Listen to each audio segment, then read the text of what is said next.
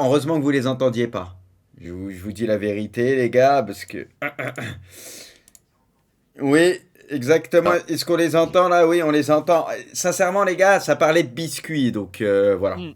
Exactement, j'adore me beurrer la biscotte. Aïe, c'est aïe, très aïe, grave. misère. Ça va, les gars, sinon? Je- Ouais, ça va. Je peux faire mon travail ou tu sais le mec? Non, mais Vas-y, on t'en désolé, les prie. gars, comme j'explique à Ah, chaque fois, cousin. j'avais vérifié en plus qu'il y avait bien le casque, etc. Tu vois, normalement, on devait les entendre d'entrée. Je sais pas pourquoi OBS, des fois, il fait des délires, donc excusez-moi pour ça. Bon, eh ben écoutez, c'est une belle intro. Un beau début qu'on va couper sur le replay. Salut tout le monde, bienvenue pour cette petite émission débrief Champions League de cette semaine, de cette cinquième journée de phase de groupe. On espère que vous êtes bien réveillés. On va regarder les résultats des matchs français, Il faire est nos 13 h analyses, quand même, hein. parler... Hein, pardon? Il est 13 h quand même, hein. Bah justement. Ça voulait C'est dire quoi, Braque? c'est important de checker. Non, mais parce que je les connais sur le chat, je connais les rythmes et tout. Voilà, 13 h. C'est pas un horaire habituel pour certains, donc je vérifie quand même que tout le monde soit bien réveillé. On va regarder aussi les autres matchs. On va se checker aussi les codes des rencontres d'Europa League du soir. Juste avant, le casting. Kanto, bien présent. Comment ça va, Kanto? Écoute, tout va fort bien, et vous-même? Bah, ça va très bien. Honnêtement, on a la forme, hein. Toujours en vie dans la plupart des groupes, donc on a la forme. Et Brice, comment il va? Ça va pas bien. Ça va pas bien. Bah, à Nantes, ça va pas. À Milan, ça va pas. Donc, si on parle foot, ça va pas. Bon, après, il y a d'autres choses, hein. Il y a pas que ça, hein. Le reste, c'est pas que je m'en cogne, mais on va dire que ça me fait Si, un moins peu quand mal, même. quoi. Bah, c'est que ça me fait moins mal si une équipe, machin, tu vois, voilà, tranquille, hein. Moi, tu me Ouais. connais avec Nantes et Milan, donc voilà. Ok. Bah, écoutez, on va quand même essayer d'avancer sur tout ça. Winamax qui est avec nous pour cette émission débrief, pour cette émission remote, et qui vous offre toujours votre bonus de bienvenue sur le site winamax.fr et sur l'application. Vous déposez 100 euros ou moins même si vous voulez, mais en tout cas c'est jusqu'à 100 euros. Et bien votre premier dépôt est doublé en pari gratuit tout simplement. Il faut un dépôt minimum de 15 euros par carte bancaire. Et si vous utilisez le code ORGE10, vous avez 10 euros de bonus supplémentaires que vous pouvez jouer sur ce que vous voulez sur le site. Vous pouvez parier par exemple sur du biathlon, Kanto.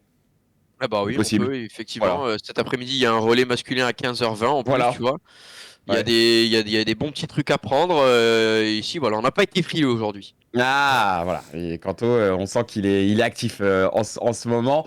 Mais cela étant dit, les amis, soyez quand même raisonnables avec les paris sportifs parce que bah, les paris sportifs peuvent générer voilà, de la dépendance, des addictions, des conflits, enfin plein de choses un petit peu compliquées. Et sachez qu'on ne gagne pas d'argent réellement, je veux dire, avec les paris sportifs. On ne devient pas riche avec les paris sportifs, hein. C'est juste pour s'amuser, pour amener un petit peu de piment dans vos parties, dans vos soirées foot et compagnie. Mais si on commence avec PSG Newcastle, débrief du match du PSG. Il y a beaucoup de choses à dire sur ce match-là.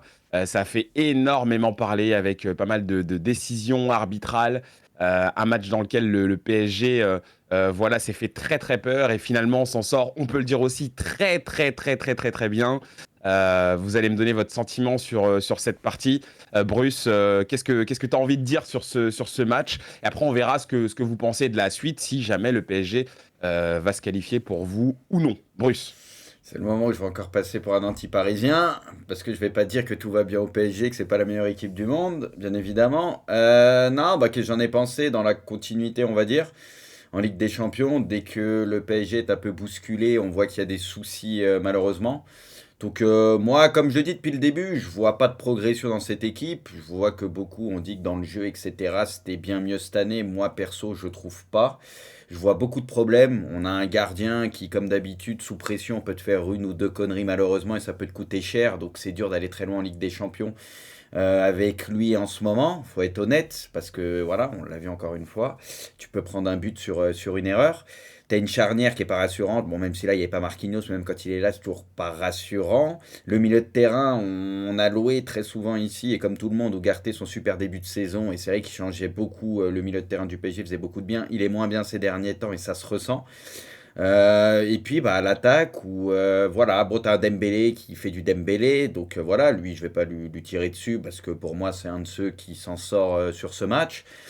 mais une attaque où c'est toujours un peu bizarre, j'ai envie de dire. Et encore une fois, moi, c'est sur Luis Enrique que j'ai envie de taper. Alors, il y en a qui se sont attaqués à Barcola, par exemple. Pour moi, Barcola, j'ai pas envie de lui tomber dessus, ce qui se crée des occasions. Il est en manque de temps de jeu et de confiance. C'est un jeune joueur, oui, il peut mieux faire sur certaines situations. Mais sincèrement, pour moi, c'est trop facile de tomber que sur lui. Moi, j'en veux plus aux joueurs qui jouent tout le temps et qui sont décevants. Je pense par exemple à Kolo Muani, hein, qui est très souvent décevant en ce début de saison. Il y a Luis Enrique où ses choix, je ne comprends pas, sa gestion de la concurrence, tout ça, parce que Ramos, je le dis depuis le début, c'est le seul vrai neuf de cette équipe.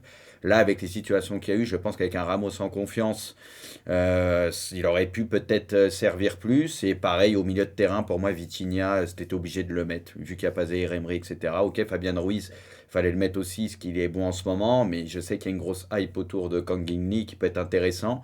Mais moi, je l'aime bien aussi en sortie de banc. J'aurais préféré voir un Vitinha par exemple, sur la compo de base. Voilà, voilà. Ouais, on a la sensation qu'il y a eu quelques choix un peu mal faits de la part de Luis Enrique, que des joueurs auraient pu apporter d'une manière différente si voilà, ils avaient été utilisés, comme tu le dis, en sortie de banc. C'est vrai que Kang In Lee, il avait fait une très très bonne entrée.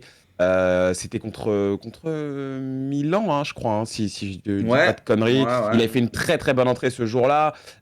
Vitinha, on l'avait vu très bon contre Dortmund. Et là, on ne comprend pas pourquoi dans un match aussi important, bah, il est mis sur le banc finalement. C'est vrai que Luis Enrique, il a un peu ses lubies. Enfin, c'est un petit peu bizarre de le suivre, Luis Enrique. On a la sensation qu'il fait ses trucs euh, comme il a envie de les faire et sans prendre en compte un petit peu la réelle situation de ce qu'il a entre les mains. C'est un peu chelou. C'est vrai que Luis Enrique, quand même, à terme, si jamais il n'y a pas de qualification, il sera quand même un des premiers responsables bah, de Puis il va l'élimination frustrer du du monde sur le PSG si banc, jamais hein. elle arrive. Tu vas Ouais, c'est frustrer des possible. mecs, hein. Pour moi, tu peux les perdre petit à petit parce que je suis désolé. Après, Kanto, je vous laisse Un parler, peu mais bizarre ce qu'il fait, Ouais, par moi, vas-y, contre. vas-y. je le dis tout le temps. Moi, ce qui me rend fou, c'est si tout le monde était performant devant, il y aurait rien à dire. Mais c'est pas toujours le cas. Je comprends pas comment, par exemple, et pourtant vous le savez, Kolo Muani, c'est un joueur que j'aime bien à la base.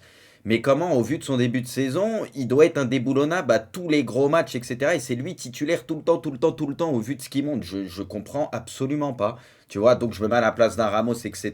Franchement. Je l'aurai un peu mauvaise. Donc voilà, je trouve la concurrence et ce qu'il installe, je sais pas si on est obligé de mettre à tous les matchs les trois Français du côté du PSG. C'est le sentiment que ça donne. Mais honnêtement, moi, je trouve que sur le banc, ouais, ça peut un peu craquer, ouais. Et on en profite pour saluer notre ami Pipion hein, qui est là sur le chat, qui pouvait malheureusement pas être avec nous aujourd'hui. Kanto, toi, qu'est-ce que tu penses de tout ça? Excusez-moi, comment tu fais le tri dans cette rencontre? Qu'est-ce qui pour toi n'est pas allé? Qu'est-ce qui a peut-être un peu mieux marché? C'est quoi ton analyse? Déjà, moi, je me suis beaucoup posé la question par rapport à la physionomie du match. Est-ce que le PSG a dominé ou est-ce que Newcastle s'est laissé dominer? Parce que pour moi, c'est quand même deux choses différentes. Déjà, il y a une chose qui est certaine, c'est qu'on a vu un PSG qui n'avait pas le même visage qu'au match aller face à Newcastle. Et surtout, on a vu un Newcastle qui n'avait pas le même visage.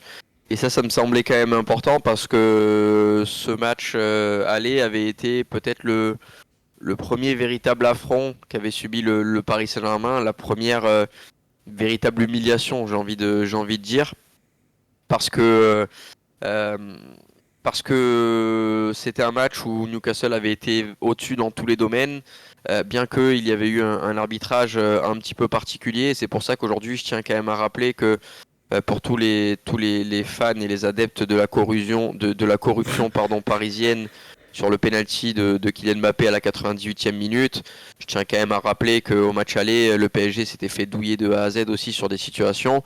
Donc il va falloir arrêter tôt ou tard de voir la coupe à moitié pleine ou à moitié vide, mais essayer de faire une balance au global sur une saison quand on parle d'arbitrage concernant des clubs en Europe ou dans les championnats nationaux. Parce que tomber comme ça sur une action alors que il y a eu des antécédents juste avant, je trouve ça un petit peu ridicule. Mais sinon, il veut quoi le Marseille là? Alors là, il y en a, vous n'avez pas compris le fond de la parole, mais c'est pas grave, je suis pas là pour vous éduquer non plus, il y a l'école qui est faite pour ça. Euh, Première balle, tirée. Merci Charlemagne, hein. non, il y a déjà un domaine où moi j'en attendais beaucoup, c'était le domaine du milieu de terrain, et là je suis d'accord avec ce qu'a dit Bruce. Pour moi, Vitinha était quand même présent pour ce match-là et n'a pas été aligné au poste de titulaire et je trouve ça quand même assez étonnant plutôt d'accord aussi sur le fait que Kangin Lee aujourd'hui peut être un joueur de sortie de banc qui peut t'apporter une nouvelle fraîcheur ou carrément même te faire changer de système de jeu. Mm. Mais dans un match comme ça, il y avait peut-être besoin d'un Vitinha, surtout quand tu sais que à côté t'as Ugarte et Fabian Ruiz. Vitinha aurait pu avoir ce rôle de créateur là. Maintenant, au global, la facture est plutôt à l'équilibre, j'ai envie de dire. Le PSG méritait quand même un petit peu mieux sur ce match-là avec les occasions manquées, d'Ousmane Dembélé, de Kylian Mbappé et de Bradley Barcola, où d'ailleurs il y a eu une véritable partition de Daniel Riolo sur Bradley Barcola. Ah, on l'a Je vous invite entendu, ouais. tous à aller l'écouter parce que c'était quelque chose, même si le fond de la pensée c'était quand même d'allumer avant tout Luis Enrique avant d'allumer Barcola. Et d'ailleurs à ce sujet-là, il y a une part de moi qui est d'accord avec Daniel dans ce qu'il dit. C'est vrai que la manière dont il le dit, le ton véhément sur lequel il le dit, C'est pas peut bien envers paraître Barcola, moi je trouve. c'est Il ça, abuse un peu quand ça il est peut comme ça. paraître un petit peu violent pour un Ouais. si jeune joueur. Et d'un autre côté, moi, il y a ce côté où déjà, moi, j'étais partagé parce que pour moi, un attaquant qui arrive à avoir des occasions, c'est un attaquant qui fait pas un mauvais match, même s'il vendange, parce que on sait que dans le foot, c'est difficile de se créer les occasions, et on sait que des fois, pendant 60-70 minutes, tu te fais chier, et il se passe rien, et là, d'un coup, tu as un joueur qui rentre et qui arrive à avoir 4-5 occasions, et s'il les rate, on va lui tomber dessus. Oui, mais pendant les 60-70e minutes, 10 minutes, pardon, qu'on a vu, où on s'est fait chier, il n'y avait pas d'occasion. Donc si l'attaquant en a, c'est qu'il est arrivé à rentrer dans son match et à trouver des solutions. Après, la finition, c'est autre chose, et donc en ce point-là, pour moi, Barcola ne fait pas une mauvaise entrée. Et il y a l'autre point où je suis plutôt d'accord au global avec Daniel, c'est que tu es en Ligue des Champions, tu dois être tueur, surtout quand tu joues dans une grande équipe comme le Paris Saint-Germain, et que tôt ou tard, bah, si t'es pas prêt, il faut pas jouer ces matchs-là. Alors après, Barcola n'y est pour rien, s'il a peu de temps de jeu en C'est Luis championnat, Enrique. s'il est pas en confiance, etc., tout ça, c'est le travail. Je suis d'accord avec toi, Bruce, de Luis Enrique. Parce que qui Et c'est est pour ça que je suis tueur, un peu. Kanto, à Paris aujourd'hui en attaque? Il y en a T'as pas Mbappé aujourd'hui. qui met ses buts et c'est Il y a tout. Gonzalo Ramos, Voilà. qui doit avoir ce Voilà. profil tueur en tout cas parce qu'il est là pour ça, mais Il y a mais personne. malheureusement il était pas aligné au poste de titulaire. Donc non, écoute, Braque, il va falloir maintenant sortir une grande prestation sur la pelouse de Dortmund, une équipe qui sera déjà qualifiée, mais qui voudra tout de même, je pense, essayer de faire sauter le PSG de la Ligue des Champions si possible. Et Oui, bah, je si, pense. est-ce Oui, que vas-y, Brad, je peux Bruce. rajouter un truc par Vas-y, rapport à ce vas-y, que tu peux, Kanto tu peux. avait dit? Newcastle, en fait, ils ont été obligés de subir à la fin pour la bonne et simple raison que ces derniers temps, ils ont limite qu'un 11. On l'a vu, il n'y a personne sur le banc. Du coup, les mecs, pour moi, c'est comme ça que ça s'est terminé. C'est que Newcastle, ils étaient cuits. Ils avaient fait les efforts pendant 60 minutes à peu près. Au bout d'un moment, t'es obligé de reculer. Et t'as zéro changement. Il n'y a personne sur le banc avec le nombre de blessés qu'ils ont. Donc c'est aussi pour ça qu'ils ont été obligés de subir autant à la fin parce qu'ils étaient rincés. Et je pense vraiment que ce Newcastle, avec deux trois joueurs intéressants sur le banc, ils auraient eu des situations de compte au moment où le PSG est obligé d'attaquer. Ils auraient pu faire très mal à Paris, mais ils étaient incapables de faire ça parce qu'ils étaient cuits. Donc c'est aussi pour ça que je pense qu'ils ont subi autant, parce qu'on sait que Newcastle, c'est une équipe qui est capable de galoper tout le match à la base sans souci, mais c'est sûr quand tu peux faire 5 changements, bah forcément c'est plus facile. Donc ceci aussi explique cela, je pense. Mais moi, je pense quand même que. Alors, c'est vrai, hein, on l'avait vu d'ailleurs sur le match face à Chelsea qui gagne hein, finalement. Il manquait déjà beaucoup de monde sur ce match-là. Et là, peut-être qu'il en manquait limite encore plus. Mais je pense quand même que le PSG aurait, quoi qu'il arrive, dominé cette rencontre. D'ailleurs, c'était même un peu le sentiment général. C'est qu'on voyait plutôt le PSG gérer ce match-là. Après. Bah, quand tu regardes sur la première période, malheureusement, il y a encore eu ces démons du Paris Saint-Germain qui ont ressurgi. C'est-à-dire que tu fais 10-15 minutes qui sont plutôt bonnes. Et après ça, bah, qu'est-ce qui se passe? Il y a une forme un peu de décompression. Tu vois les joueurs qui perdent complètement pied dans ce match-là. Et ça, c'est, à mon sens, un vrai problème pour le Paris Saint-Germain parce que tu peux pas te permettre d'être aussi irrégulier, d'être aussi peu constant dans un match qui est aussi important. Et ça démontre un réel problème de fond, en tout cas dans le club. Ça manque de caractère. Alors, Mbappé, à la fin, je ne vais pas revenir sur son interview, mais il parle de personnalité et Par autres. contre, ce Mais qu'il a dit sur Newcastle, c'est complètement honteux. il y a un souci. Quand tu t'es fait laver à l'aller et que t'as pas vu le jour et qu'au retour, tu peines à gagner contre une équipe qui a pas de remplaçant, ce qu'il a dit, par contre, ça c'est n'importe quoi. Ah, mais Moi, là, il perso. parlait du match-là. Il parlait Oui, de mais ce peu retour-là. importe. C'est un C'est- c'est un manque de respect. Là, t'as pas à dire ça, etc. Surtout que t'as même pas gagné un des deux matchs. Non, c'est pas normal. Après, voilà, il est à chaud, il est pris. Et il sort d'un match où il est frustré de fou. Enfin, je pense que il est comme ça le mec en fait. Et moi, je Ouais, comprends, hein, mais il abuse, tu peux pas dire ça, ouais. je comprends que quand tu l'entends et en plus avec ses antécédents, ça paraît comme une déclaration un petit peu détestable. Mais bon, le mec, il est prêt à chaud, Oui, il mais est c'est des choses que énervé tu et as le droit voilà. de penser, que tu peux te dire entre coéquipiers machin, mais tu vois, le problème c'est que tu passes pour un rageux en disant ça, tu vois ce que je veux dire? C'est des trucs que t'as pas à dire. Je peux comprendre qu'il y ait de la déception, ce que tu veux et tout, mais t'as pas. Il y a une manière de dire les choses. Alors, messieurs, on doit aussi s'arrêter quand même sur toutes les décisions arbitrales qu'il y a eu dans ce match-là. Ça en a beaucoup parlé. Ça a beaucoup fait parler aussi, d'ailleurs. Bruce, c'est quoi un peu ton avis sur tout ça? Comment toi, t'as vu les choses, toi? Les deux mains, clairement, elles y sont pas, puisque ça touche une partie du corps avant, donc même celle de Livramento, si tu siffles pas la première, la deuxième tu la siffles pas non plus, c'est la règle, donc jamais la VAR aurait dû faire appel à l'arbitre pour qu'il vienne vérifier, etc. Faut être honnête, donc c'est plus peut-être un ensemble, un truc de compensation, voilà, parce qu'il y a aussi ce contact entre Gordon et Hakimi, peut-être si tu peux discuter un penalty, il y a que sur cette action pour moi, le reste il n'y a pas de penalty, on le sait tous. Le truc c'est que ça a laissé beaucoup plus d'arrêts de jeu que prévu. Ça aurait dû être 5 normalement, ça en a laissé 8. Et il y a en plus ce fait de jeu à la fin. Donc voilà, eux c'est normal qu'ils vont gueuler, etc. Donc voilà, écoute, le PSG s'en sort bien au final, puisqu'ils ont quand même leur penalty. Et puis voilà, faut être honnête. À écouter certains, ils auraient dû avoir 3 penalties. Non, c'est pas le cas. Parce que si tu vas au bout des choses, Skriniar, c'est reprise d'appui, ce que tu veux. Mais dans ces cas-là, c'est les règles. Mais si tu vas au bout et que tu siffles des mains comme ça, bah, t'aurais pu mettre un rouge aussi sur ça et ainsi de suite. De toute façon, la gestion des mains par les arbitres, elle est catastrophique, on comprend rien, c'est à l'appréciation, parce que là, la dernière main, en tout cas, elle aurait jamais dû être sifflée. Donc, c'est pour ça que c'est complètement ridicule, et d'ailleurs, c'est pour ça qu'il a été suspendu, le mec qui gérait la VAR, etc., parce que bah, c'est une faute, et c'est dur à comprendre, du coup. En fait, il n'y a aucune cohérence entre les mains et tout. Après, si tu prends l'ensemble, comme j'ai dit, oui, sur Hakimi, tu peux discuter peut-être d'un penalty, donc voilà.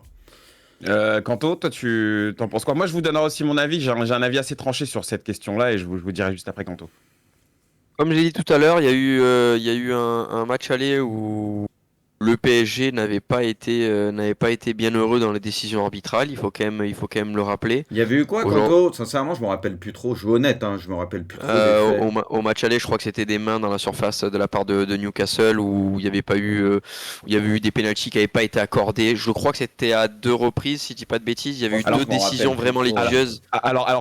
J'avais en plus posté un clip hein, sur ça, celle avec Hakimi et Lascelles, quand le ballon arrive, vraiment le ballon touche la main des deux pile en même temps. Ah, Vraiment, Guimarès, le chat dit, j'avais ouais, mis, C'est Guimarès, vrai, ça je m'en j'- rappelle par contre, oui, c'est ça vrai, il me y avait eu revient. un rouge aussi sur Guimarães, mais je me rappelle qu'il y avait voilà. eu vraiment deux décisions arbitrales Ouais, ouais, défavorables ouais. pour le Paris Saint-Germain. Aujourd'hui, voilà, c'est un peu une compensation, j'ai envie de dire. Alors, c'est vrai que je vois dans le chat et vous avez complètement raison, la compensation n'existe pas dans le sport, mais Oui, oui, pourtant, oui. en fait, c'est pas qu'elle n'existe pas dans le Elle sport, existe en fait. c'est Elle qu'elle, existe voilà, en c'est fait. qu'elle n'existe pas dans les règles, mais elle existe en réalité. Et Mm. on le voit tous les week-ends dans notre championnat, quand de temps en temps il va y avoir une décision un petit peu litigieuse, derrière où l'arbitre ne siffle pas penalty par exemple, derrière le moindre contact qu'il va y avoir dans la surface, c'est qu'il va siffler penalty, ou à contrario, s'il siffle un penalty ou derrière on lui communique ou quoi qu'il n'y ait pas trop penalty, derrière il peut y avoir un penalty généreux qui tombe pour l'équipe en face. Ce sont des choses qu'on voit mais qui n'existent pas dans le règlement mais qu'on voit. Moi par rapport à ces décisions arbitrales, il y a une part de moi qui ne comprend pas trop parce qu'il y a quand même des points de règlement qui sont assez formels et qui n'ont pas été appliqués. Que, comme l'a dit Bruce, il y a eu le responsable de la VAR qui a été suspendu. Donc, s'il y a suspension, c'est qu'il y a faute reconnue. Donc voilà. Après, bon, bah écoute, c'est la Ligue des Champions, c'est comme ça. J'ai envie de dire, c'est presque une justice quand on voit le désavantage qu'avait eu le PSG à l'aller. Voilà, ça fait une petite compensation pour le retour. Ouais, moi sur cette question-là, j'ai beaucoup regardé un peu ce qui s'est dit sur les réseaux, beaucoup regardé sur le penalty d'Hakimi, les deux mains, la Les situation deux mains, sur il n'y a pas, Skriniar. c'est sûr, normalement, ça c'est Non, les non, règles. mais moi le problème il est pas là en fait. Le problème il est ailleurs, c'est que je trouve qu'il y a beaucoup d'hypocrisie maintenant. Parce qu'aujourd'hui, j'ai l'impression qu'on se sert des règles sur les pénaltys non sifflés, les pénaltys sifflés, pour essayer de discréditer ou alors d'avantager une équipe. Et moi, ça me gêne parce que, en fait, vous l'avez dit tous les deux, il y a un vrai souci aujourd'hui, c'est que les règles, elles sont absolument pas claires. C'est C'est-à-dire qu'on n'y comprend incohérent, rien. oui, c'est On ne relou. peut, on peut pas, en fait, se baser sur les règles qui sont données parce que d'un championnat à l'autre, d'une compétition à l'autre, ça change. Et en fait, moi, j'en peux plus de, à chaque fois, me connecter sur Twitter après les matchs et de voir les mecs venir te dire oui, mais il y avait main sur lui, oui, mais il y avait faute, oui, mais l'arbitre, là, il a fait n'importe quoi, il a pas sifflé.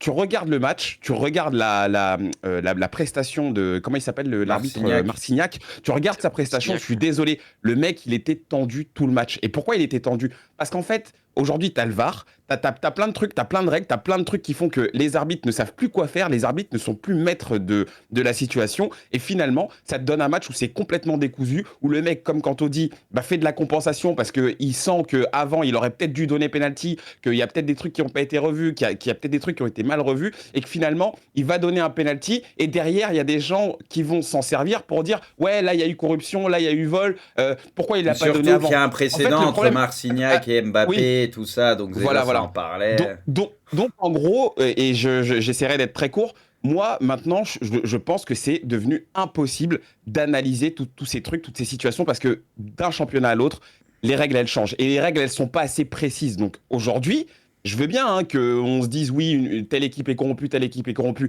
mais il faut arrêter cette hypocrisie à chaque fois de venir descendre un club ou alors de venir dire qu'un club s'est fait enfler, alors que bah, y a pas d'uniformité, il y a rien qui fait que tu peux être sûr à 100% que là, il y a une décision qui a été prise et qui a été bonne. Donc en gros, maintenant, moi personnellement, en tout cas, et je parle que pour moi, chacun fait ce qu'il veut, moi j'arrêterais personnellement de discuter les décisions arbitrales parce que justement, c'est complètement n'importe quoi. Et très clairement, ils font ce qu'ils veulent désormais. Si ça avantage, par exemple, un club que je supporte, bah, je serais très content. Et si ça désavantage un club, bah, tant Il y pis. en a Tant qui pis sont pour ce souvent club-là. contents. Il faut tout simplement maintenant s'adapter et accepter que bah, les mecs ils font n'importe quoi avec les règles du foot et que désormais c'est devenu complètement illisible. Donc ça me fait bien rire de voir des gens tomber à chaque fois sur le PSG parce que c'est facile de tomber sur le PSG, c'est une cible ultra facile vu que c'est un club qui est extrêmement détesté. Maintenant, si les gens ils veulent critiquer le PSG et dire qu'il y a de la corruption avec Paris, alors que Non, mais honnêtement, on peut remonter arrêtez sur plusieurs par années en arrière. pitié. Il y a plein de clubs Le PSG voilà, se fait on niquer. l'a Le vu, PSG est un des clubs en été Europe qui se fait corrompu. le plus niquer depuis des années. Donc Voilà. arrêtez avec Donc les. c'est Non, mais il y a trop aussi facile. le truc où C'est c'est trop facile. Ferrine, Pour moi, c'est c'est trop facile. vu que c'est Ferrine, il est assez pote avec Nasser, je pense qu'il y a ça qui rentre en compte où les gens ils disent, tu vois, ils vont tout surinterpréter, tu vois ce que je veux dire. Après, moi, vous me Oui, connaissez, oui. Bon, faut arrêter la corruption. je marche beaucoup au mérite et oui, les erreurs d'arbitrage, ça rend fou. À l'aller, erreur d'arbitrage ou pas, Newcastle était bien au-dessus et méritait la victoire. Là, erreur d'arbitrage ou pas, le PSG méritait de toute façon de revenir Oui, oui, et a su oui. revenir et il n'y a pas de scandale Oui. à ce qu'ils aient un pénalty à la fin pour l'ensemble, on va dire. Donc au mérite, vas-y, c'est moi voilà, c'est à ça que je me rattache des fois parce que au final, l'arbitrage, ça peut vraiment faire pencher un match et parfois c'est immérité et c'est chiant, tu vois. Ah, mais Donc surtout que désormais, avec les conditions dans lesquelles on est, il va y avoir des erreurs, il va y en avoir plein. Il y a le VAR maintenant qui est derrière, il y a tout ça. Donc en fait, on le sait qu'il va y avoir des erreurs, on le sait qu'il va y avoir des équipes qui vont en profiter, on le sait qu'il y a des équipes qui vont se faire avoir. Donc en fait, maintenant, je comprends pas qu'on passe notre temps à chaque fois à s'arrêter sur ces trucs-là. T'as l'impression que c'est limite devenu plus important que le match. Et ce qui est un peu énervant, c'est que ça cache finalement la prestation, le match qui s'est passé. On analyse même plus le match dans son ensemble. On analyse maintenant d'abord les erreurs. On analyse d'abord s'il y a humain, s'il n'y a pas humain, avant de penser à ce qui s'est passé. Et ce qui s'est passé, je suis désolé, mais quand tu regardes le nombre d'occasions que le PSG a eu dans ce match-là, je suis pas en train de dédouaner le PSG par rapport à ce qu'ils ont fait, mais honnêtement, ce match-là, le PSG l'a largement dominé. Si tu prends l'ensemble de la rencontre, après, oui, ils sont, enfin, c'est pas normal de ne pas gagner ce match. Oui, il y a des erreurs. Oui, il y a des gens qui sont responsables dans cette, pour moi, contre-performance. Mais arrêtons en fait, avec Braque, l'arbitrage, mais parce que moi, je trouve que c'est devenu Braque, ridicule. Mais vraiment. c'est ridicule, mais on sera toujours obligé d'en parler pour la bonne et simple raison. Et Bien sûr. tu l'as dit toi-même, parce que c'est incohérent, complet. Et j'ai Ben l'impression. oui, mais on et j'ai doit l'impression, l'accepter ouais, mais maintenant, en fait, Braque. Bruce. On doit l'accepter. Oui, mais C'est fini. le problème, c'est que tu peux l'accepter quand t'es un grand club. Parce que les grands clubs à ce petit jeu-là, dans la balance, ça penchera un peu plus pour eux. Les grands joueurs, les gros clubs. Si tu prends la balance, quoi qu'il arrive, historiquement. sur la durée, tu seras un peu plus gagnant. Et quand tu es des plus petits clubs, tu te feras un peu plus flouer Ah, mais aussi. tu On le sais sait que tous. ça fait partie de Oui, l'histoire. Et mais les donc, petits sont cette toujours enflés incohérence, dans ces histoires-là. la VAR, Toujours. elle était censée gommer ces incohérences et les règles aussi. Le problème, c'est que même avec les images machin, ça continue d'être incohérent. Donc moi, j'en suis arrivé à la On a des conclusion. arbitres qui connaissent pas les règles en même temps, tu veux faire Oui, comment? mais justement, Kanto, j'en suis arrivé à la conclusion que cette incohérence est plane et que c'est volontaire pour continuer de temps en temps à faire pencher la balance d'un côté ou d'un autre. Pour moi, c'est la seule explication possible, parce que c'est du foutage de gueule ce qu'on voit à chaque fois. Non, mais Ils font exprès de laisser planer ce truc, comme ça tu pourras pas toujours dire « Oh mais regardez, il y a aussi eu des erreurs dans ce match-là, et ça n'a pas avantagé que telle équipe. » Faut arrêter de foutre de la gueule du monde. Ça a toujours pour but, de temps en temps aussi, d'arranger certains trucs. Faut être Non, honnête. mais Faut surtout arrêter. surtout comme je vous le disais, je finis vraiment sur ça. Moi, je te dis, j'ai bien regardé Marcignac dans ce match. Je te promets, le mec, il était pas bien. Ça se voyait. C'était pas un arbitre serein. C'était pas un arbitre qui maîtrisait le match. Il était beaucoup trop tendu pour cette rencontre. Et pourquoi il est beaucoup trop tendu? Parce que, comme Kanto il dit, les mecs, en fait, c'est qu'ils y comprennent eux-mêmes plus rien aux règles. Ils savent même plus quoi prendre comme réelle décision et ils ont peur. Ils sont pas bien. Donc, On doit leur mettre des pour moi, pressions c'est un souci. monstrueuses aussi. Mais bien sûr. Et ça se ressent. Mais parce que la dernière main, quand on lui fait appel, enfin la main du Livramento, quand il regarde les trucs et Il a la tout. pression. Mais Mais déjà, pourquoi on l'appelle? c'est même pas qu'il a Pourquoi on la l'appelle? pression. On doit pas l'appeler parce que il a pris la bonne décision. Il s'est pas une erreur manifeste. Et même lui, quand il y va, il le sait qu'il doit pas siffler penalty. Hein. Il connaît la règle. Oui, il sait que ça mais si touche on le l'appelle- corps avant. Il sait qu'il doit. Mais quand on t'appelle, t'es quasi obligé de te déjuger. Bah ouais, et c'est à ça. partir de là, il se dit vas-y. Ouais. Sinon, ça va faire trop d'histoire. Mais lui-même, il le sait qu'il est pas censé siffler penalty sur ce fait-là. Il avait raison sur ce coup. Tu vois, c'est ça qui est complètement lunaire en fait. Si on t'appelle, tu te dis attends, on m'a appelé, je dois siffler penalty du coup Ouais. en fait. Et alors qu'en réalité non. Il doit y avoir Mais quelque voilà, chose. moi de toute façon pour ceux qui suivent un peu l'émission, vous savez que je déteste les arbitres, donc je déteste toute forme d'arbitre. Hein. Je déteste arbitre central, arbitre de touche, quatrième arbitre, Après, arbitre c'est de dur, VAR. Kanto. La vérité, c'est très dur. Tous ces gens-là qui se prennent pour des cow-boys et C'est qui dur. veulent avoir une responsabilité alors qu'ils sont nuls à chier. Les joueurs de foot sont Euh, insupportables, Kanto, la vérité aussi. Les joueurs de... Non mais ça par contre, après C'est comme pour ça j'ai qu'ils dit, deviennent aigris, là, les tu vois, arbitres, la là, vérité. tu vois, tout à l'heure, c'est pareil. On m'a dit, ouais, quand toi t'es pour l'OM, pourquoi tu défends le PSG? Parce que moi, je suis là pour parler de C'est foot. Je suis pas là pour chier. ridicule, c'est Je ridicule. suis pas là pour chier sur le PSG ou pour chier sur l'OM ou encenser l'un ou l'autre. Je suis là pour parler de foot. Et pour le côté arbitre, c'est pareil. Les arbitres, mais j'ai conscience quand même que les joueurs aussi sont pas des saints et qui passent leur match à venir réclamer des trucs qui n'existent pas, à lever la main pour un corner ou pour une touche alors qu'ils savent très bien que c'est eux qui ont sorti le ballon, à venir embrouiller les arbitres pour réclamer des cartons, réclamer des trucs sans arrêt alors qu'il n'y a rien eu, voilà, et à les insulter aussi quand il n'y a pas les micros évidemment que Oui, les arbitres oui, te font oui, insulter oui. à longueur du match, mais ça c'est une surprise pour personne, donc voilà, je suis pas là pour simplement tailler les arbitres, mais je le redis, les arbitres sont au global nuls. Il y a beaucoup de matchs où je me demande comment l'arbitre central peut prendre une décision qui derrière est confirmée par la VAR, alors que nous, devant la télé ou même des commentateurs vont nous expliquer des points de règlement et vont nous expliquer que les arbitres sont en train de faire les erreurs. Comment des commentateurs qui sont là pour commenter le match, comment des spectateurs qui sont là pour regarder le match arrivent à avoir des décisions qui sont bonnes pendant que des gens qui ont accès aux mêmes images que nous et dont c'est le métier, eux arrivent à avoir des décisions mauvaises. Bah, j'en fais un bilan, c'est que parfois il faut siffler des trucs dans un sens ou dans un autre et malheureusement c'est comme ça. Bon, allez, on arrête sur l'arbitrage là. Revenons un tout petit peu au match. Après, on passera à Arsenal-Lens. On va se mettre les notes de cette rencontre. Et comme d'habitude, messieurs, hein, c'est la tradition. Les tops et flops. Qu'est-ce que vous avez envie de mettre en avant? Qu'est-ce que vous avez envie de dénoncer? Bruce, je te laisse commencer. C'est parti, on voit les notes là. Moi, flop, Luis Enrique, parce que ça Ouais. me saoule depuis le début, son coaching, ses choix, etc. Franchement, je le trouve pas bon. Et pour moi, sur des matchs comme ça, c'est assez criant dans ses choix, donc je dirais Luis Enrique. En flop, Donnarumma aussi, bien évidemment, parce Ouais. que, on le dit, malheureusement, dès qu'il y a de la pression, etc., il t'en fait une ou deux, parce qu'il y a celle...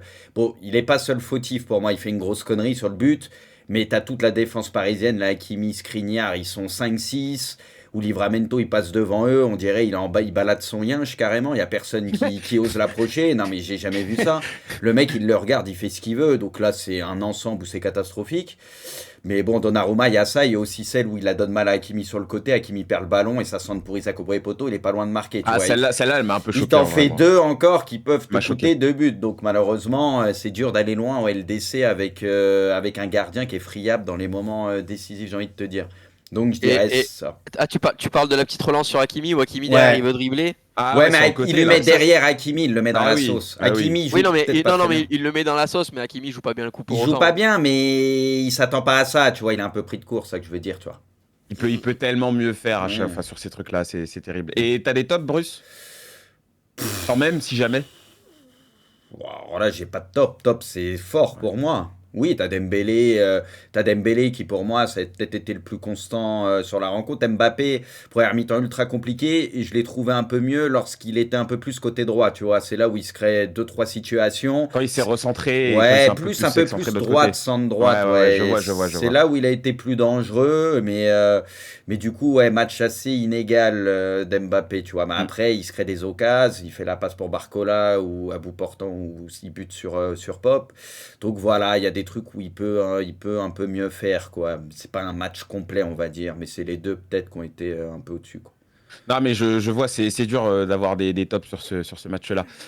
Kanto, à ton tour, peut-être aussi des flops, hein, du coup. Ouais, bah écoute, moi dans les tops, ça sera bon côté PSG, c'est vraiment Ousmane Dembélé pour moi qui a été encore une fois très très Ouais, très ouais. bon. Ça fait des semaines et que je le dis et que je le répète, c'est pour moi peut-être le meilleur joueur du PSG depuis le début de la saison. Mais vu qu'il score pas et qu'il fait pas de passe D, on essaye de le faire passer comme un transfert raté. Ce qui est totalement faux par rapport à son apport, par rapport à son impact sur les défenses adverses, par rapport aux occasions qu'il arrive à créer, aux passes clés qu'il arrive à mettre, à mettre en avant également. Sinon, j'irais plutôt piocher du côté de Newcastle avec évidemment Pop, le gardien de but, qui fait un super match. Oui, oui, bien sûr. Il y a eu Guimaraes qui a été Il est très bon. incroyable, Guimarães. Voilà, Il est trop Guimaraes fort. qui est très bon comme souvent. Livramento que j'ai trouvé plutôt bon aussi, surtout en Ouais. première. J'ai Surtout joué qu'il est à Linton son aussi, poste en plus, costaud, hein. joué Linton, hein, putain. Ouais. Bah, après, oui, dans l'ensemble, c'est vrai il y a quelques joueurs qui, sans forcément faire un match excellent, ont quand même fait un bon match. Voilà, je viens de citer les quelques joueurs qui m'ont bien plu au Trippier niveau aussi, mine des. de rien, parce que la première mi-temps et tout, tu vois, quand t'es côté Ouais. Mbappé, honnêtement, ça a fait le taf. Et Almiron, moi, Almiron, c'est un joueur. C'est un Franchement, super joueur, c'est pas Almiron. un grand joueur, mais Un putain, super joueur. l'abattage qu'il a, tout ce qu'il fait à chaque fois et tout, même qu'est-ce qu'il peut courir, on sait qu'il est capable aussi de temps en temps. Tu sais, il pèse quand même pour une défense qui bouge tout le temps, Ouais. ce mec-là. C'est un joueur que j'aime bien aussi, en vrai, Almiron. Je suis d'accord avec toi. Je suis d'accord avec toi. Puis après, bon, pour les flops, c'est un peu plus compliqué. Peut-être Donnarumma Ouais. comme on l'a expliqué, parce que c'est compliqué, quoi. Dès que tu Ah, il lui y a mets un peut-être ballon en Ugarte aussi, retrait. quand même.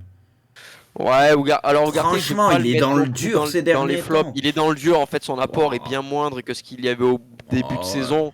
Après, dans un match comme ça, j'ai pas envie non plus de le mettre en véritable flop, honnêtement. Ouais, mais le truc, c'est que t'as le comparatif avec, tu vois, Guimarães en face, par exemple. Honnêtement, c'est le Oui, jour et la c'est nuit. sûr Tu que vois ce oui, que si je tu veux dire? compares, oui, non, ça, je suis d'accord avec toi à 200%. Juste voilà, et moi après il y a match après match avec des interrogations pardon, qui continuent. Donnarumma et Skriniar aussi, voilà, parce qu'on parle pas de Skriniar, mais C'est Skriniar, je devenu suis une jamais serein. constante. Voilà, je suis jamais serein quand je le vois défendre, donc voilà. Ouais, c'est vrai qu'il a. Même, en fait, ouais, c'est comme tu dis, il est pas rassurant. Même balle au pied et tout, t'as la sensation qu'à tout moment, le mec. Il va te faire une bourde. C'est vrai que pour l'instant, Skriniar. Mais après, Skriniar, c'est toujours le même souci. C'est que quand on repense au Skriniar de l'Inter, c'est un Skriniar qui évolue dans une défense à 3. Donc peut-être que ça se voyait moins. Peut-être qu'il était plus, Puis plus habitué. Enfin, je sais avant pas, de c'était se peut-être faire mieux. opérer, machin et tout aussi, quoi. Voilà, là, dans une défense à 2, dans un match comme ça, dans un match où c'est coup près, où finalement ton rôle est quand même extrêmement, j'ai envie de dire crucial, parce que finalement tu domines, mais je veux dire à tout moment, si tu te prends un compte dans le dos, c'est fini en fait. Le mec, tu le revois plus. Donc c'est vrai que Skriniar, ça fait un petit peu peur. On a Moi, quand même, on a quand oui, même une colonne, non, parce que tu es en train de dire ça, on a quand même une colonne vertébrale, il n'y a rien qui est rassurant. Quelle que soit la charnière que tu mets, c'est Non. pas rassurant. Le gardien, c'est pas rassurant. T'as Ugarte en ce moment, c'est pas rassurant, etc. Enfin, le 9, bah, t'as Colomani. T'as une colonne vertébrale, on dit que c'est important dans le football. Il n'y a pas que ça, mais ça en fait partie. Là, honnêtement, t'as aucune certitude, quoi. ouais, Après juste pour parler du ouais. cas Skriniar 2 minutes, je me pose de plus en plus la question. Alors peut-être il fera des bons matchs dans 6 mois et qu'on me dira que je me suis trompé, mais ça j'ai pas de problème avec ça. Mais je me pose quand même la question si c'était pas une mauvaise pioche d'entrée en fait Skriniar quand l'année dernière à l'Inter on annonce qu'il est blessé, qu'il a des problèmes de dos et qu'on sait que les problèmes de dos, c'est quand même des problèmes qui ont tendance à durer dans le temps, même si tu as de la récupération, que tu te muscles, que tu te fais voir, etc., etc. On sait que le dos, c'est quand même quelque chose d'ultra difficile à soigner. À ce moment-là, je pensais sincèrement que le PSG allait se retirer du dossier Skriniar.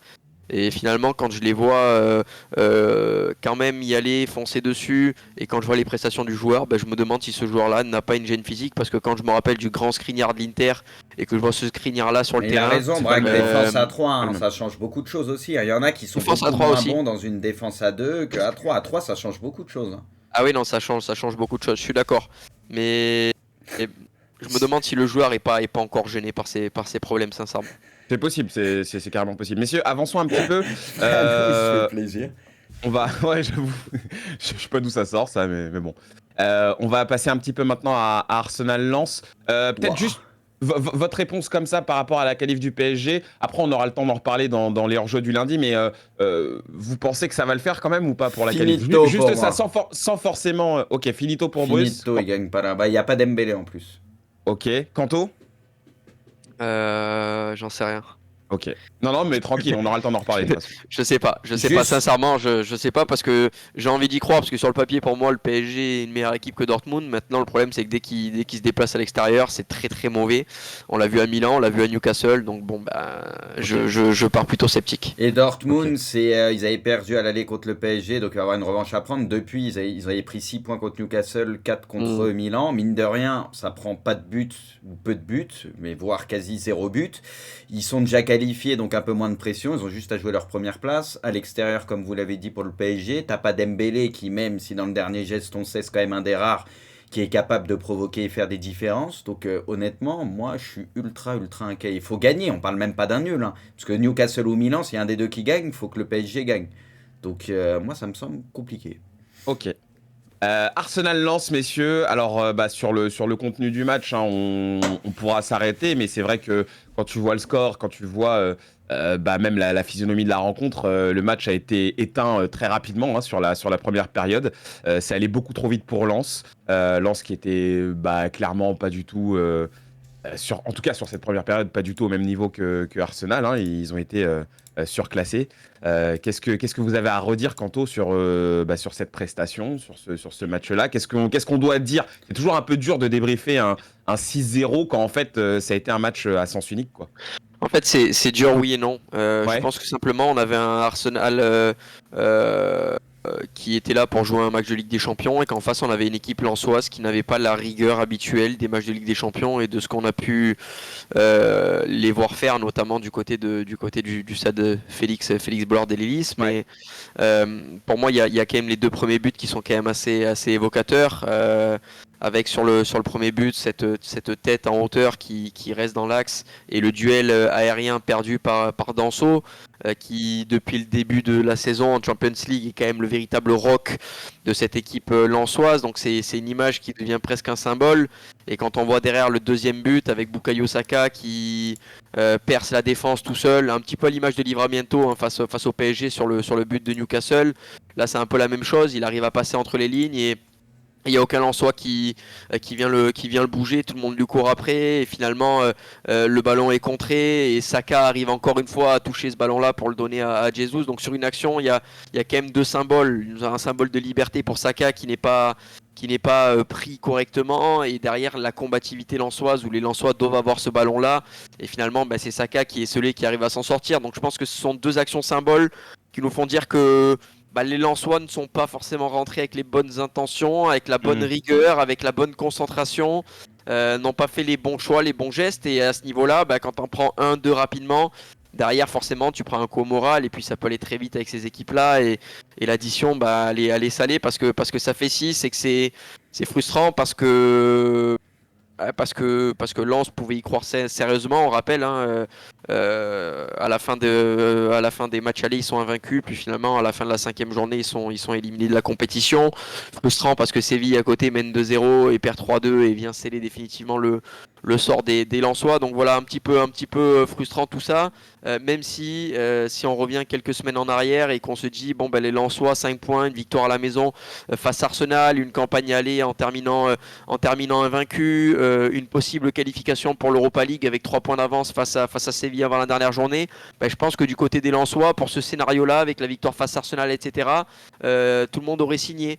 Mais pour autant, quand on voit le scénario, il y a quand même un petit peu de frustration pour moi du côté des Lensois. Ouais, je pense que c'est ça. C'est que tu peux être frustré par rapport à la manière dont finalement ça a basculé. Bruce, je te donne la parole à toi aussi, du coup, sur ce match. Après, honnêtement, c'était dur quand même de voir Lens. Je sais pas s'il y en a qui croyaient vraiment, qui pensaient vraiment que c'était jouable, en tout cas contre Arsenal là-bas à l'Emirates. Non, mais on dur pensait quand pas même non de les plus que le voir faire une PSV allait forcément gagner à Séville. Oui, tu oui, vois. évidemment, On pensait évidemment. que même si Lens perdait à Arsenal, Lens était quand même encore vivant.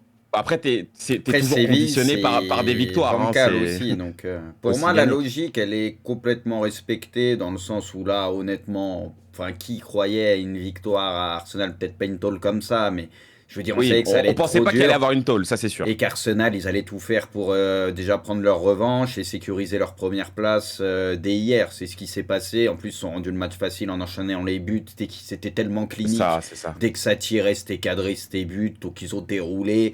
Voilà, on va être honnête, il y avait un monde d'écart entre les deux Ouais. équipes. On ne l'a pas vu à l'aller parce que c'était le début de saison. Lens était à la maison, avait pris le match par le bon bout. Même si, bon, ils avaient concédé le premier but, derrière, ils ont su réagir, etc. Mais là, il y avait trop d'écart. Donc voilà, ils ont quand même pris 3 points contre Arsenal. Et ça fait 3 points, même si là, il y a un 6-0. C'est pas là-dessus que ça s'est joué pour eux. C'est clairement contre la double confrontation face au PSV. Voilà, le PSV a pris 4 points, ils ont pris qu'1 point, c'est là que ça joue. Et au vu des 2 matchs contre le PSV, les 4 points étaient mérités pour le PSV qui, pour moi, sur l'ensemble, ont été un peu supérieurs à cette équipe lensoise. Donc pour moi, Lens est à sa place. Mais s'ils arrivent en Europa League dans ce groupe qui était quand même tout sauf simple, si jamais ils perdent pas contre Séville, et ce qui est possible, moi je vois Lens assurer sa 3e place. Bah franchement, ils auront fait kiffer leurs supporters avec une victoire de prestige contre Arsenal. Ils n'auront pas été ridicules, mis à part un match où, comme le PSV s'est fait exploser aussi Arsenal, hein, on n'oublie pas le 4-0 de la première journée. Et voilà, s'ils finissent en Europa League, bravo à Lens, ils auront fait kiffer leurs supporters, ils se sont relancés en championnat, il y aura encore une Coupe d'Europe à jouer, et ça sera une très belle phase de poule dans l'ensemble, voilà. Et c'est comme ça, maintenant il y a une réalité qui est là, le PSV est un peu supérieur quand même à Lens, et voilà, et Arsenal, c'est pas la même catégorie, donc pour moi c'est juste la logique qui est respectée, quoi.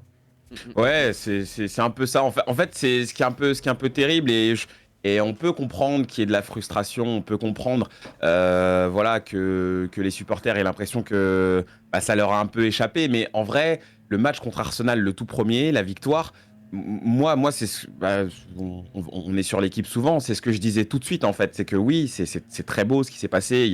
Il s'est passé un truc ce soir-là, il y a pas à dire, c'était une grande soirée européenne. Mais le problème, c'est que parfois, ces soirées-là, elles génèrent quand même beaucoup d'émotions et c'est des émotions qui peuvent un peu te tromper.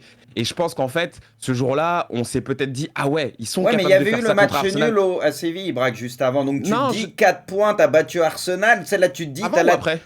C'était avant Séville, c'était le premier match. C'était avant, ouais. Donc tu te Ouais. dis, t'as Séville, 4 première points, journée. t'as 4 points, t'as battu Arsenal et derrière tu joues 2 fois le PSV. On l'avait tous dit, si jamais t'arrives à gagner un des 2 matchs contre le PSV, tu sais, tu peux vraiment être royal, tu vois. Oui, non, mais ça, moi, je comprends bien. Mais le truc, c'est qu'en fait, gagner comme ça contre Arsenal, ça te donne l'impression que finalement tu peux soulever des montagnes. Mais il y a une réalité, c'est que t'as ton niveau, t'as ton réel niveau, et t'as un timing où ta qualification, elle va vraiment jouer. C'est ce que tu disais tout à l'heure, Bruce, et c'est ce que moi je dis depuis le début, c'est que pour moi, Lens, la qualif, elle allait se jouer très clairement contre le PSV, Ah oui, et c'était aussi, ça. bien sûr, Mais contre en fait, Séville. Et c'est à ce moment-là, en vérité, que Lens devait vraiment montrer de quoi il était capable. Après, évidemment, c'est des matchs, Ils avaient pris et 3 c'est la Ligue points des Champions, et bonus c'est contre dur. Arsenal.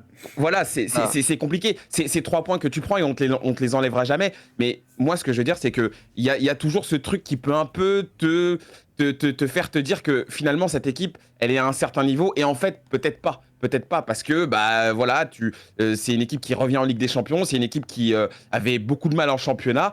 Et je pense que cette soirée-là contre Arsenal, la première, je trouve qu'elle a un petit peu caché ce qu'était le réel niveau de Lens. Après voilà, ça ne l'a pas fait contre le PSV. Et là contre Arsenal, où on savait que ça allait être très très très difficile, Finalement, tu te rends compte de ce que Lens pouvait réellement faire ou non dans cette Ligue des Champions. Et là, on est dans une situation où finalement, tu n'as plus que l'Europa League à jouer, quoi. Donc, Mais c'est déjà pas donc mal. voilà. Dans un groupe Ouais, comme ouais. ça, en ayant fait kiffer tout le monde, honnêtement, comme j'ai dit, victoire de prestige contre Arsenal, si tu te qualifies en Europa, franchement, bien, c'est bien, c'est bien. Mm. Moi, lance gros respect au boulot. On n'oublie pas d'où ils viennent il n'y a pas si longtemps que ça, honnêtement. Là, le Là, ouais. début de saison ultra compliqué en plus. Là, ils ont remonté la pente et tout. Franchement, non, respect. Non, mais c'est C'est propre. quoi que t'as dit, Quentin? Je pas entendu. Il a dit l'or, c'est bon. Ah, Quand au lieu de raconter des conneries, tu voulais rajouter un truc, non, je crois. Non, je voulais raconter que après la victoire contre Arsenal, on en a presque oublié le réel niveau, la réelle valeur de Lens dans ce groupe-là. C'est-à-dire que tout le monde est formel pour dire que c'est une équipe qui a beaucoup de qualité, qui a beaucoup de cœur, avec des joueurs ultra intéressants, un football intéressant et un entraîneur qui propose du jeu. Mais quand on les a vus faire nul face à Séville et qu'on les a vus faire une victoire face à Arsenal, on en a presque oublié que parvenir à gagner un match même contre le PSV qui sur le papier est quand même abordable, on parle pas du Bayern Mm. Munich ou du Real Madrid, c'était compliqué. Pourquoi? Parce que sur le papier, Lens est moins forte que toutes ces équipes-là Oui, et oui, oui. que voilà, c'est quelque chose qui sont arrivés à nous faire oublier et juste pour ça, c'est c'est c'est fort en fait. C'est bravo à ce qu'ont fait les Lensois dans ce parcours-là. Maintenant, on espère qu'ils vont aller chercher la qualification en Europa League. En sortant Séville, ça serait fort parce que c'est une équipe avec un passé européen assez énorme, surtout en Europa League et qui va essayer de retourner dans cette compétition-là. Donc voilà. Maintenant, moi j'y crois pour le coup parce que les Lensois à la maison ont montré qu'ils avaient un supplément d'âme et puis ils sont dans une situation ultra favorable quand même pour aller se qualifier pour l'Europa League. Donc Mm. j'espère les voir continuer en Europe parce que ce qu'ils ont proposé là, on n'a pas envie que ça s'arrête. Ouais. On reparlera, bien sûr, de Lens, on peut avoir messieurs. beaucoup de clubs français en Europa League cette année, Ah putain. oui, oui, oui. Ah C'est oui, ça un peut être. monde où on en a beaucoup. Ah oui, oui. Et c'est vrai cette stat là, comme quoi les Pays-Bas sont passés devant la Ouais, France? ouais, Ouais, ok. j'ai vu passer Euh, ça perso. Donc je ok. pense que c'était vrai, puisque si tu le dis, je l'ai vu passer. Ouais, non, non, mais après, je demande toujours confirmation parce que maintenant, avec les réseaux, forcément, on sait jamais ce qui est Bah vrai, là, si faux. aucun des clubs français, parce qu'on sait qu'en Ligue des Champions, tu marques beaucoup de points, si aucun des clubs français ne passe la poule, bah déjà, c'est Lens, c'est fait. Si Paris, ça te choque, ça va nous faire mal. Heureusement qu'il y a plus tu sais, d'équipes, etc., avec le nouveau format, mais quand même, c'est pas ouf. Ok. Messieurs, on essaye de se faire un petit 5-6 minutes là sur les matchs importants, sur les matchs où il s'est passé des choses. On va revenir Parle-nous de ton quelques minutes. Manchester! Non, non, non, non, d'abord on va revenir, Bruce, quelques minutes. C'est dans l'ordre du conducteur sur le groupe F avec ce Milan-Dortmund. Oh, pff, Bah si, justement, vas-y, parce que vas-y, je vais... oui, voilà, tu vas nous faire un petit, Bon, je vais te un faire un petit court truc, résumé. vas-y, vas-y. Voilà, parce que c'est quand même un match qui finalement compte, hein, puisque ça met Dortmund premier dans ce groupe-là. Enfin, ça les conforte dans la qualification. Bruce, Milan, ça a été très très difficile. Là aussi, beaucoup de problèmes de blessures, hein, beaucoup de Mais blessures. oui, Ouais, c'est clair. Pardon. il est taré, lui. Non, mais Milan, en fait, bon, pour ceux qui ont suivi le match, je pense qu'il n'y avait pas grand monde qui a suivi le match. Bon, déjà, pour rappeler, il y avait Leao qui n'était pas là, Okafor qui n'était pas là, et beaucoup de centraux qui n'étaient pas là. Et Loftus-Cheek toujours sur une jambe, etc. Et des joueurs qui alternent les blessures, pas blessures, comme Pulisic aussi, toujours des jeunes, etc. Donc on sait que ça allait pas être simple. L'entame de match est plutôt bonne. T'as Giroud qui a un penalty, qui va le rater malheureusement. Et dans la foulée, il y a un penalty pour Dortmund. Faute un peu bête de Calabria. Et du coup, Reus marque le penalty. Donc ça te complique la tâche derrière. Voilà. Et t'arrives quand même à égaliser sur un exploit de Chukwueze, un exploit individuel. Beau but au passage. Et c'est vrai qu'il avait peu montré de choses depuis le début de saison. Mais là, but très important qui te remet un peu dans le sens de la marche. Deuxième mi-temps, tu rattaques bien la deuxième mi-temps. Et là, pour moi, le gros tournant du match pour Milan, c'est que, je vous l'ai dit, t'as plus de centraux et t'as Thio qui se pète. Donc, sur les 5 centraux de Milan, t'as plus que Tomori qui est là.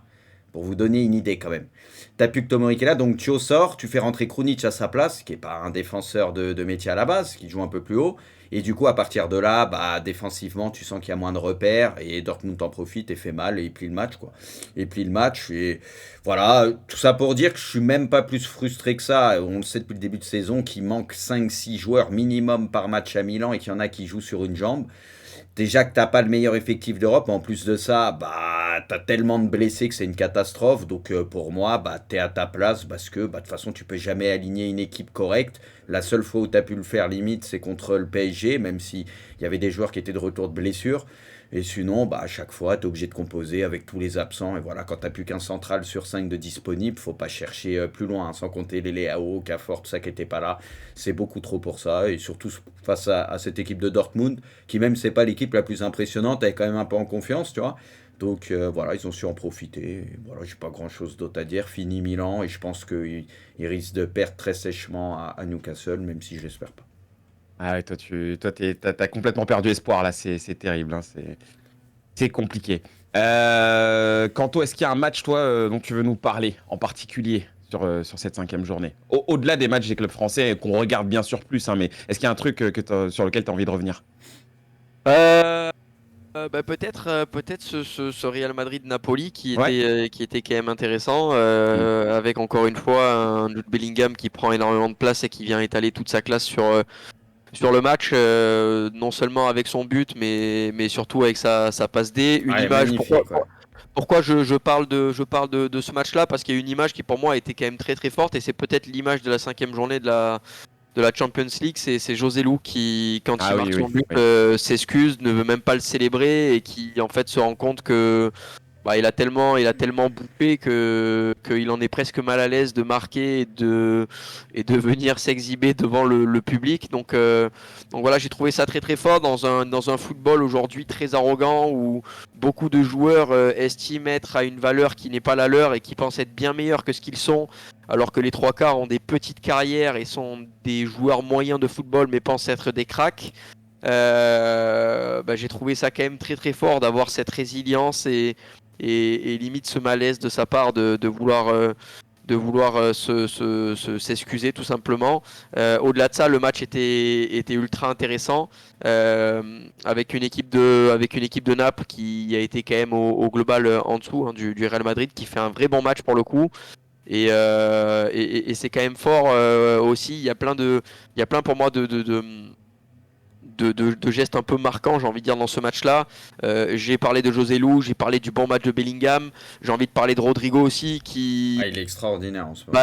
lui, Ah, on il est va pas fort. se mentir, de partout où il est, que ce soit avec le Brésil, que ce soit avec le Real Madrid, malgré son jeune âge, et ça fait déjà plusieurs années que ça dure, il prend de plus en plus ses responsabilités. C'est lui qui vient égaliser très rapidement après l'ouverture du score de Simeone. Donc voilà, c'est beaucoup de symboles forts. Le premier but de Paz aussi, à Ouais, la suite de magnifique. l'erreur de main Meret, il de se trompe Meret. un peu, mais ouais, la Voilà, diff qu'il fait, tu sais, il sort bien du joueur et tout, il enchaîne bien. le pressing n'est pas dingo parce que bon, il a pas besoin de faire un crochet énorme pour éliminer son adversaire. Mais voilà, c'était un match pour moi avec pas mal de symboles.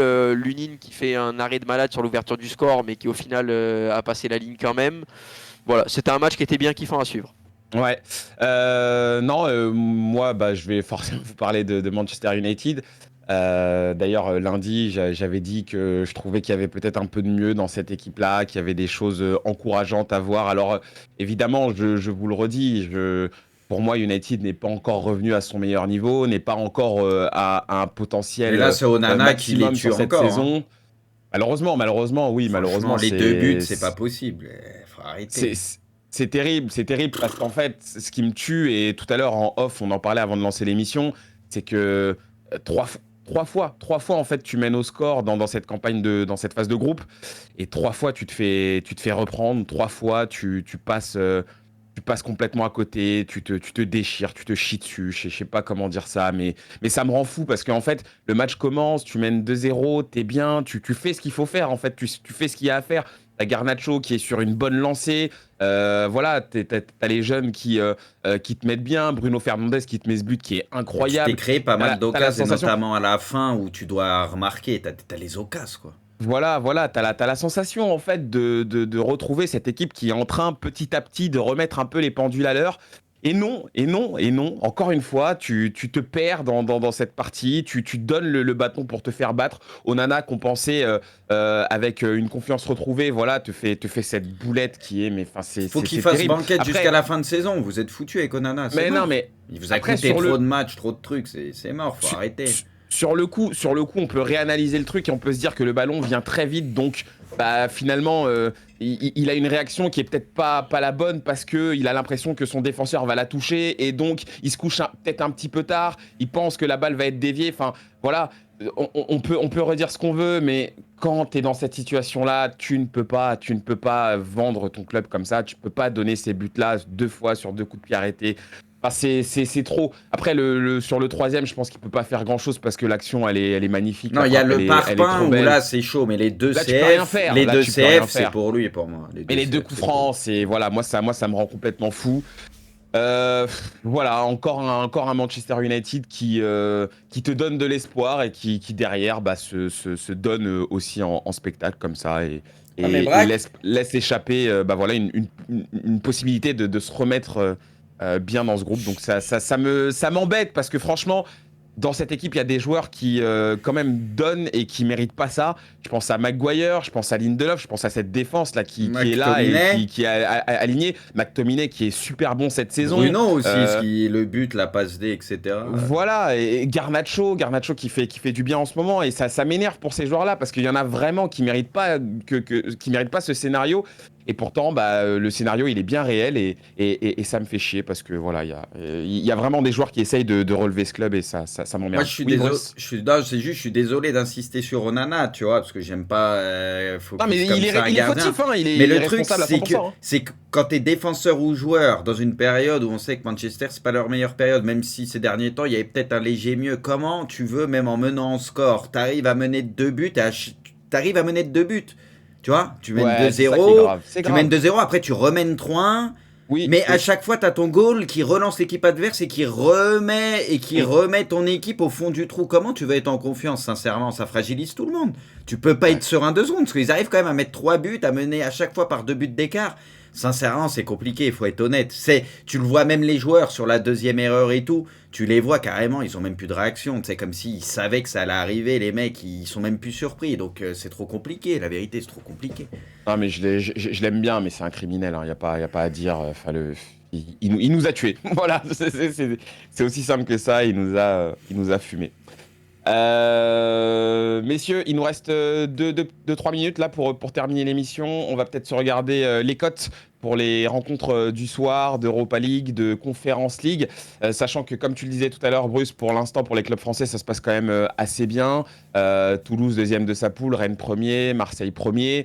Quant au, justement, OM Ajax, Marseille coté à 1,58 ce soir. On est confiant malgré tout ce qui se passe là du côté de l'OM. Ouais, écoute, j'ai envie de dire, c'est peut-être le petit rayon de soleil, l'Europa League, donc on a envie d'être confiant, évidemment, même si l'Ajax revient bien, il y a eu des victoires en championnat face aux Vitesse, face à Erenven notamment, avec notamment un gros score ce week-end, 5-0. Non, j'ai envie d'y croire. Après, sincèrement, à 1,58 l'OM à la maison contre l'Ajax, il n'y a pas un cas où je mets le moindre euro dessus. Hein.